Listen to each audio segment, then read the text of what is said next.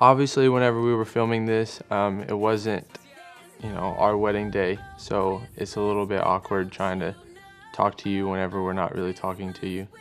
But so thank you guys for coming to our wedding. It's a big deal. I mean, we really appreciate it.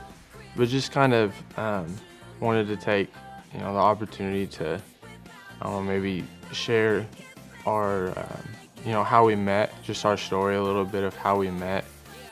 When I came to school, I honestly didn't know for sure like what career choice I was going to choose and what God really wanted me to do. But I went into the athletic training program. We had all the same classes together. She was in the same program. Literally saw each other every day. I think that the first time we really started, or I started liking you kind of, was when we were observing together in athletic training. You had to do a lot of observations, which were really boring. And so we got to spend time with each other, joking around and observing each other. Right. We had had a lot of like mutual friends. So just through that kind of started to want to hang out. And I even was one of those weird people that I got her phone number on Facebook, but obviously it worked out. But I mean, don't take my don't follow what I did. If you're gonna get a girl's number, you should probably ask her in person. I think it was around Thanksgiving time. I had been going through kind of a rough time, and so I was really seeking Christ in that time and really didn't want to date anyone. And Dalton came around and was having a hard time too, and I was able to share a lot of scripture with him through that. And God just made it apparent to me that this is the man that I was going to marry. And so I think it was in December, we waited about a month, and I walked into my room after work, and there was a note on my desk with a big, huge smiley face and a check yes or no box. I checked yes. Whenever I was going to ask her to date me, like I knew that we were going to get married, and separately, like before we started dating, she knew obviously that we were going to get married.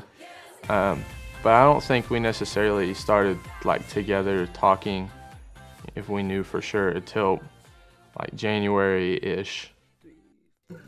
I've said this to numerous people, but we don't want our ceremony, and we don't want today to be where you come and you celebrate us, where you come and think of how cute of a couple we are. And I mean, yes, like we want you to be happy for us and celebrate, but we're not the central focus. We're asking you to come and worship with us. This wedding and this marriage would not be possible without the gospel, without God's grace evident in our lives. So that's why we're attempting to focus everything just around giving God the glory, whether that be through the songs that we play, what John says while he's standing up there on stage. And the biggest gift that I can think of that you could bless us with is just simply opening your heart and opening your mind to just what it is that we're trying to communicate to you. There was perfect fellowship between Adam and God in the beginning, but then Adam decided to rebel. He decided that he thought he knew better, and thankfully from that point on, like he didn't just immediately condemn them to hell. He sent his son Christ. You see that God is all about redemption. He wants to redeem his people. Without Christ in my life, there's no purpose. And so with this whole marriage, I have to have him here. I couldn't do this on my own. And I know that Dalton and I seem like just this awesome, perfect couple, but we have our fights. Big surprise that we don't have it all together, but we are imperfect, and like she's a sinner and I'm a sinner, and we live in this broken world. And so we obviously can't, just do everything perfectly on our own, and we weren't designed to. We were designed to be needy. We were designed to need help. And that is why Christ came. There are some of you sitting there right now, some of you potentially on the stage with us, some of you that is just our family and friends. You don't have a relationship with the Father, but that's just the facts. Like, some of you don't know Christ, and so I pray that throughout this time that you would search your hearts. I think that one of the biggest things that we would ask from you all is that through this marriage that we're going to need prayer. We're going to need people to walk with us through this, and we need discipleship just as much as anyone else here does. And so that's one of the biggest things that we want to ask for, is just prayer for us, and that you'll walk with us through this and help us through this whenever we are having knockdown, drag-out fights and need help through that and need grace through that. There's going to be times I need to be called out, and there's going to be times that I'm going to need to be encouraged, and the same goes with her. But even hopefully that you would invite us to do that with you.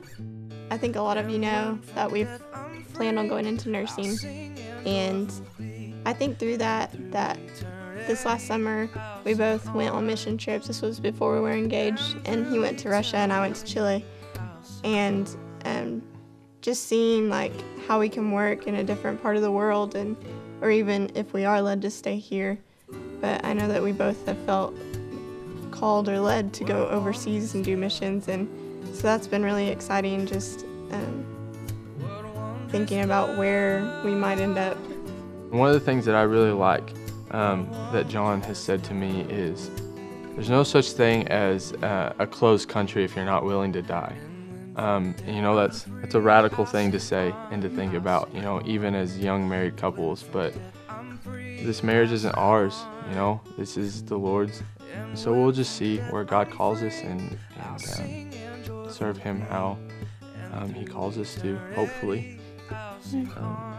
But with that, just thank you again, and hope that that you're blessed today, and we definitely are blessed already, and we will continue to be blessed. And so just hopefully that you enjoy the rest of the ceremony and the reception.